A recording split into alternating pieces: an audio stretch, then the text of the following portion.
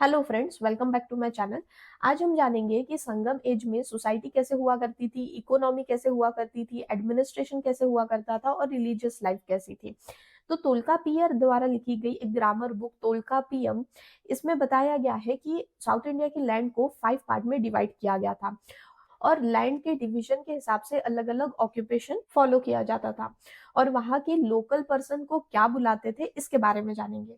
तो तोल्कापियम द्वारा जो 5 फोल्ड डिवीजन ऑफ लैंड है, जैसे कि हिली ट्रैक को कुरिंजी कहा जाता था, पेस्टोरल लैंड को मुलई कहा जाता था, एग्रीकल्चरल लैंड को मरुदम कहा जाता था, कोस्टल लैंड को नैदाल कहा जाता था और डेजर्ट लैंड को पलई कहा जाता था। इसका मतलब ये हुआ कि पीपल यहाँ पर जोग्राफिकली डिवाइडेड थे। अब जो हिली एरिया है वहां पर मेन ऑक्यूपेशन था hunting and gathering. Palai area जो है वहां पे मेन ऑक्यूपेशन था cattle lifting and highway robbery. Mullai, ये जो लैंड है मतलब पेस्टोरल लैंड, वहां पर मेन ऑक्यूपेशन था shifting agriculture and animal husbandry. Marutham, वहां पर मेन ऑक्यूपेशन था प्लव एग्रीकल्चर। और नैदाल मतलब कोस्टल एरिया, वहां पर मेन ऑक्यूपेशन था फिशिंग सॉल्ट एक्सट्रैक्शन। अब यहाँ पे जो हिली एरिया में जो लोग रहते थे उन्हें कुरवर या वेतार नाम से जाना जाता था। पलई एरिया में इनार या मारावार नाम से जाना जाता था लोगों को। मुलई में अयार या इदाइयार नाम से जाना जाता था। मरुत्तम में उलावर या वेलालर नाम से जाना जाता था। नेदाल में परतवार या वालायार नाम से जाना जाता था। यहाँ साउथ इंडिया में हॉरिजॉन्टल सोशल डिवीजन फॉलो किया जाता था, ना कि वर्टिकल डिवीजन। जैसे नॉर्थ इंडिया में वर्टिकल डिवीजन फॉलो किया जाता था, जैसे ब्राह्मण, क्षत्रिय, वैश्य, शूद्र। उस पीरियड की कुछ एंशियंट प्रिमिटिव ट्राइब्स वहां पे रहती थी, जैसे थोदास, इरुलास, नागास एंड वेदास। संगम पोइट्स के द्वारा पता चलता है कि 4 वर्ण थे: आराशार मतलब किंग या फिर नोबिलिटी, ब्राह्मण यानी कि प्रिस्ट, वैश्य यानी कि ट्रेडर्स और वेलाला यानी कि फार्मर्स। और ये फार्मर को सिविल या मिलिट्री पोस्ट में भी रखा जाता था। और साउथ इंडिया में शूद्र की या फिर लो क्लास के लोगों की हालत इतनी बुरी नहीं थी जितनी नॉर्थ इंडिया के शूद्र की हालत थी। सोसाइटी को क्लैन बेस्ड ग्रुप में डिवाइड किया गया था जिसे कूटी कहा जाता था।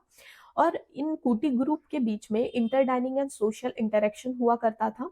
नॉर्थ इंडिया में जो 4 वर्ण सिस्टम और जाति सिस्टम फॉलो किया जाता था उस टाइम पर साउथ इंडिया में इतना स्ट्रिक्टली जाति सिस्टम फॉलो नहीं किया जाता था, बट लेटर पीरियड में इसे फॉलो किया जाने लगा।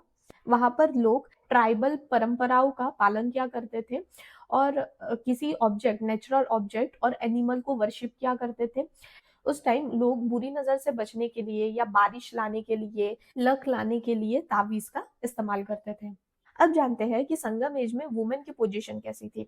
तो संगम लिटरेचर से हमें काफी ज्यादा इंफॉर्मेशन मिल जाती है जिससे हम जान सकते हैं कि वुमेन की पोजीशन कैसे हुआ करती थी संगम एज में। तो वुमेन को काफी ज्यादा रिस्पेक्ट दिया जाता था and they were allowed intellectual pursuits, यानी कि ऐसा काम जिसमें दिमाग लगाया जाता है उस तरह के काम वुमेन को दिए जाते थे। वुमेन हर एक्टिविटीज में, हर काम में अपना योगदान देती थी। वुमेन पोइट्स भी थी, जैसे कि अव्वैयर, नचचेलैयर एंड ककई पदिनियर, जिन्होंने तमिल लिटरेचर में अपना काफी बड़ा योगदान दिया है। वुमेन को अपना लाइफ पार्टनर चूज करने के लिए अलाउ किया गया था और इसका बेस्ट एग्जाम्पल है कुंदलकेशी एपिक। कुंदलकेशी एपिक में कुंदलकेशी नाम की लड़की रहती है जिसे कलन नाम के लड़के से प्यार हो जाता है, बट कलन जो है वो क्रिमिनल रहता है जिस कारण उसे मौत की सजा सुनाई जाती है। बट कुंदलकेशी अपने फादर से बात करती है, कलन के बारे में बताती है, तो कुंदलकेशी के फादर कलन की इस क्राइम को माफ करने में और उसे रिहा करने में मदद करते हैं। इस तरह से उन दोनों की शादी हो जाती है।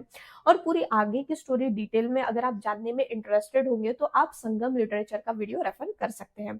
तो इस तरह से वुमेन की अच्छी पोजीशन थी संगम एज में।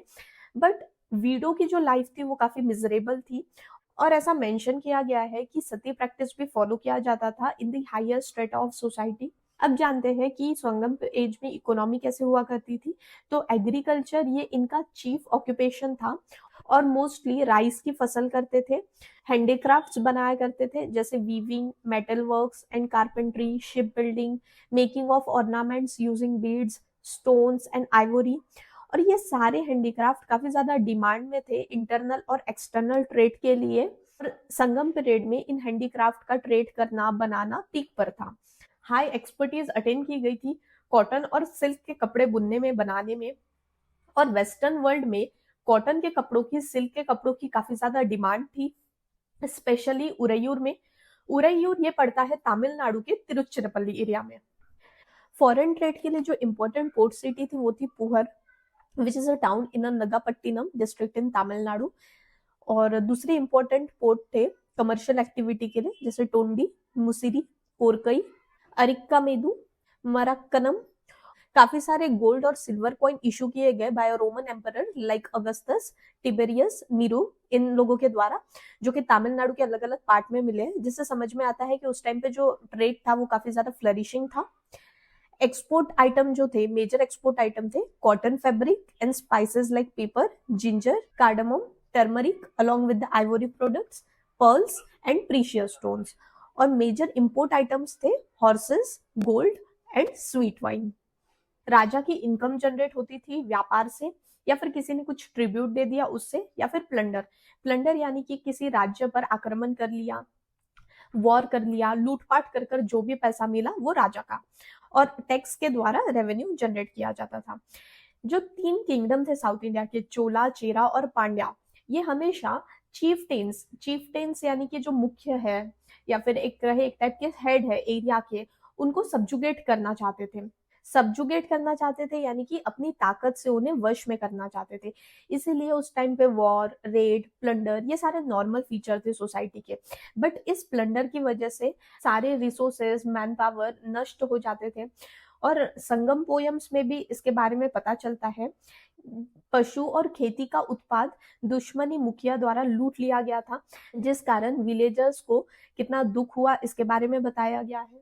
बट वुमेन काफी इंपॉर्टेंट रोल प्ले करती थी इकोनॉमी में, जैसे कि एग्रीकल्चर में वुमेन अलग एक्टिविटी में इन्वॉल्व होती थी, जैसे प्लांटिंग में, वीडिंग, हस्किंग, विनोविंग ऑफ पैडी में। और कुछ अलग ऑक्यूपेशंस भी थे वुमेन के, जैसे कि spinning, weaving, basket making, garland making, flower selling etcetera. अब जानते हैं संगम पीरियड के रिलीजियस लाइफ के बारे में। संगम के मुख्य देवता मुरुगन थे, जो तमिल भगवान के रूप में जाने जाते थे। संगम पीरियड में अन्य देवताओं की भी पूजा होती थी, जैसे मेयोन, वेदान, वरुण और कोरवई। वॉर में ब्रेवरी दिखाने वाले योद्धा के सम्मान में नदुकल या हीरो स्टोन की पूजा होती थी, जो उनके हीरोइक टेल्स का स्मारक था, मेमोरी थी। अब जानते हैं कि संगम पीरियड में एडमिनिस्ट्रेशन कैसा था। तो the king was the centre of administration. King को अलग अलग नाम से जाना जाता था, जैसे को, मनम, वेंदन कोरवन या फिर इराइवन।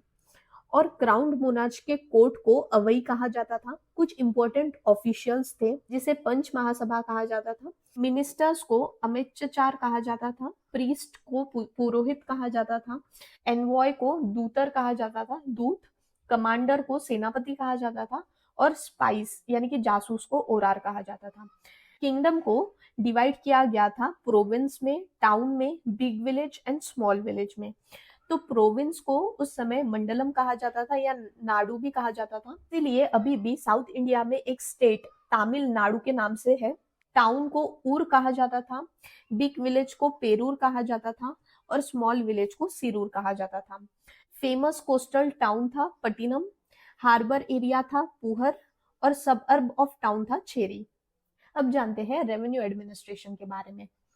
करई यानी कि लैंड टैक्स, इराई यानी कि ट्रिब्यूट पेड बाय फिड्यूटरीज एंड बूटी कलेक्टेड इन वॉर, उल्गू यानी कि कस्टम ड्यूटीज, इरावू यानी कि एक्स्ट्रा डिमांड और फोर्स्ड गिफ्ट, वरियम यानी कि a well known unit of territory yielding tax, और वरियर को टैक्स कलेक्टर कहा जाता था। और कहते हैं कि चोला टेरिटरी में कावेरी नदी का पानी आता था, जिससे इरिगेशन होता था। तो वो इतनी जगह थी जहां पर एक हाथी लेट सकता था। वहां इतना फसल होता था कि 7 लोगों को खिलाया जा सकता था। इसका अर्थ ये है कि वहां की जो लैंड थी वो बहुत ही फर्टाइल थी और इरिगेशन फैसिलिटीज अवेलेबल थी। सो आज के लिए इतना ही। इसके आगे का टॉपिक पांड्या रूलर्स के बारे में हम समझेंगे हमारे नेक्स्ट वीडियो में। आई होप आपको मेरा आज का वीडियो समझा होगा। अगर आपको ये वीडियो अच्छा लगा सो प्लीज़ मेरे चैनल को सब्सक्राइब करिए, बेल आइकन ज़रूर प्रेस करिए, वीडियो को लाइक एंड शेयर ज़रूर करिए। Thank you so much for your time. Bye bye.